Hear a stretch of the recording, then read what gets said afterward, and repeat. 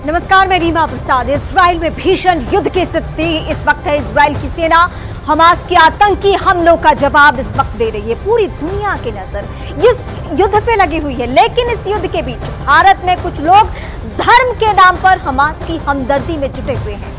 Israel युद्ध के बीच कुछ लोग ऐसे भी हैं जो धर्म के नाम पर हमास के हमले को जायज ठहराने की कोशिश कर रहे हैं। तो सवाल ये उठता है कि आतंकवाद पर भी धर्म का चश्मा आखिर क्यों धर्म के नाम पर आतंकवाद का पक्ष लेने की कोशिश इस वक्त की जा रही है? क्योंकि इजराइल के खिलाफ जो युद्ध छेड़ा गया उसमें हमास जैसे आतंकी संगठन का खुले तौर पर हाथ है, लेकिन हमास का साथ देने के लिए धर्म की आड़ क्यों ली जा रही है, यही सवाल है। आज इसी पर करेंगे हम चर्चा। तो इस वक्त हम अपने सारे मेहमानों का रुख करेंगे और एक एक करके समझेंगे कि ये दुनिया की क्या स्थिति बनी हुई है और भारत में अगर कुछ लोग आतंकियों के पक्ष में बयान दे रहे हैं तो इसके पीछे मकसद क्या है। Major general R K. सिन्हा इस वक्त मेरे साथ जुड़ चुके हैं। सर, आपका स्वागत है। मेजर सूर्यवंश शर्मा सर, आपका भी स्वागत है। सैयद जावेद, आपका भी स्वागत है। राजनीतिक विश्लेषक दानिश कुरैशी कुछ ही देर में मेरे साथ जुड़ेंगे। AIMIM का प्रवक्ता है, उनका भी स्टैंड जानना जरूरी है। मेजर जनरल के सिन्हा सर, मैं सबसे पहले आपके पास आती हूँ। ये क्या चल रहा है इस देश में? क्या सरकार विरोधी नारे लगाने के एवज में वो इतने आगे बढ़ जाएंगे कि हमास को सपोर्ट करना इस देश के लोग शुरू कर देंगे, जबकि भारत सरकार का स्टैंड क्लियर है कि हम इजराइल के साथ हैं? जय हिंद रीमा। देखिए, जो भारत का स्टैंड है वो एब्सोल्युटली एक प्रिंसिपल के तहत है। किसी भी आतंकवादी हमले के ऊपर में भारत उसके साथ नहीं खड़ा होगा। देखिए, गाजा स्ट्रिप में जो हमास का हमला है ये प्योरली एब्सोल्युटली क्लियर टर्म्स में ये यदि इस्लाम वर्सेस यहूदी करें तो ये गलत होगा। ये एक एब्सोल्युटली टेररिस्ट अटैक है, एक टेररिस्ट अटैक जिसके अंदर में सारी सीमाएं लांघी गई हैं जी। आप केवल नहीं कि वहां पर बच्चों को, वहां औरतों को, खातूनों को जिस तरह से और किसी भी देश के हों, तो ये तो नहीं है कि केवल यहूदियों को वो कर रहे हैं। जर्मन से आए हुए लेडीज, यदि इसी तरह थाईलैंड से आए हुए लोगों को बंधक बनाना, नेपाल से बनाने वाले लोगों को ये किस तरह से होगा? तो ये तो उन्होंने एक टेररिस्ट अटैक है, 9/11 से भी ज्यादा और 26/11 से भी ज्यादा भयानक है। और इसकी जिस तरह से इसको आपको करना ही पड़ेगा, या दुनिया हारेगी या दुनिया जीतेगी टेररिज्म के ऊपर में, यदि इसका कोई भी साथ देता है। और भारत का स्टैंड एब्सोल्युटली क्लियर है। भारत पहले फलस्तीन और जो इजराइल है दोनों को लेकर चलता था, मगर इसमें टेररिज्म है। ये फलस्तीन वर्सेस इजराइल नहीं है, एक देश के ऊपर में जिसका रिकॉग्निशन है। आधी से ज्यादा दुनिया इजराइल को मान्यता देती है, 85% दुनिया उसको मान्यता देती है। वो एग्जिस्टेंस है, वो रियलिटी है, उसको मानना ही पड़ेगा। ठीक है, भारत सरकार का स्टैंड क्लियर है कि जो भी आतंकवाद को पनाह देगा, जो भी आतंकवाद का साथ निभाएगा, भारत सरकार उससे किनारा कर लेती है। ये पूर्व में भी होता रहा है और इस वक्त भी। मैं सैयद जावेद का इस वक्त रुख करती हूँ। सर, मैं सूर्यवंश सर आपके पास आऊंगी, लेकिन सैयद जावेद से इसलिए बात करना जरूरी है। सैयद जवाद, माफ कीजिएगा।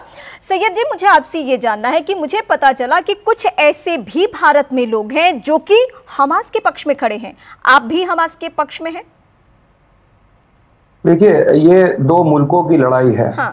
और इसको अगर कोई कह रहा है कि आतंकवाद से रिलेटेड है या मुल्कों की लड़ाई रिलेटेड है, हमास की पहचान आतंकवाद के तौर पे है। आप रीमा, आप सुन लीजिए। अब आपको पता नहीं होगा क्योंकि बहुत सी जगह मौके के ऊपर ईरान सपोर्ट करता है, कतर के अंदर इनका ऑफिस है, और हमारे डिप्लोमेसी के तौर पे हमारे रिश्ते जो हैं ईरान के साथ भी हैं, कतर के साथ भी हैं, बहुत जगह OIC के साथ भी हैं। और OIC ने खुले तौर पर जो है वो एक तरीके से इजराइल को कंडेम करा है। इजराइल किस तरीके से चरमपंथी के तौर पे 1948 से लेकर लगातार 75 सालों के अंदर कितनी जमीन फलस्तीन की कब्जाई है, और जितना जुल्म भारत सरकार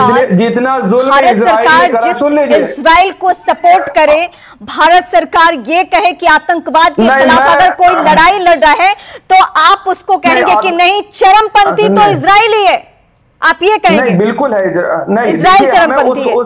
नहीं तो अटल बिहारी वाजपेयी जी का 1970 नहीं, मैं आपसे जानना चाहती हूँ, आप यही कह रहे हैं ना कि चरमपंथी इस वक्त इजराइल है।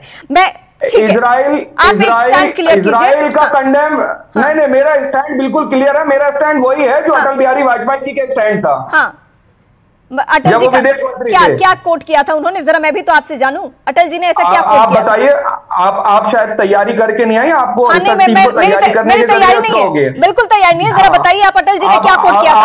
अटल जी ने क्या कोट किया था? क्या कोट किया था, मुझे भी तो पता चले। अटल बिहारी वाजपेयी जी ने खुले तौर पे फलस्तीन का समर्थन करा था।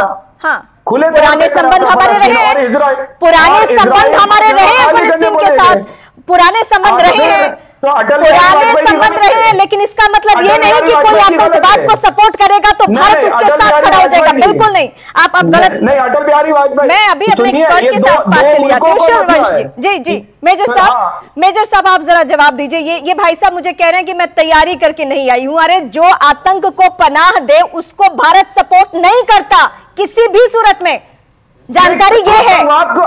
नहीं, सुनिए, आतंकवाद को कोई समर्थन नहीं करता है। मेजर साहब पहले आप बोल लीजिए, फिर मैं अगेंस्ट में आप अधिक खड़े होकर के, भारत के स्टैंड को खड़े होकर के आप चैलेंज कर रहे हैं, या तो आप झूठ बोल रहे हैं क्योंकि आपको पता ही नहीं। आप तो कहते हैं दो देशों के बीच लड़ाई, कौन सा देश? वही मुझे भी जानना था। उनको पता नहीं कि गाजा स्ट्रिप, या तो आपको इतिहास पता नहीं या चीजों को जानते नहीं, या उसको जान करके झुटलाना चाहते हैं। गाजा स्ट्रिप को डी ऑक्युपाई किया था इजराइल ने, क्योंकि ये यूएन के अंदर से रेजोल्यूशंस के अंदर तहत मान करके उसको छोड़ा था उसने 2005 में, और उसको पहले, अब फलस्तीनियों को पहले ऑक्युपाई हुआ था, पीएलओ को हरा करके हमास टेररिस्ट ऑर्गेनाइजेशन, या ये 2007 में ये टोटल टेररिस्ट ऑर्गेनाइजेशन है। मैं जरा मेजर साहब से बात कर लेती हूँ।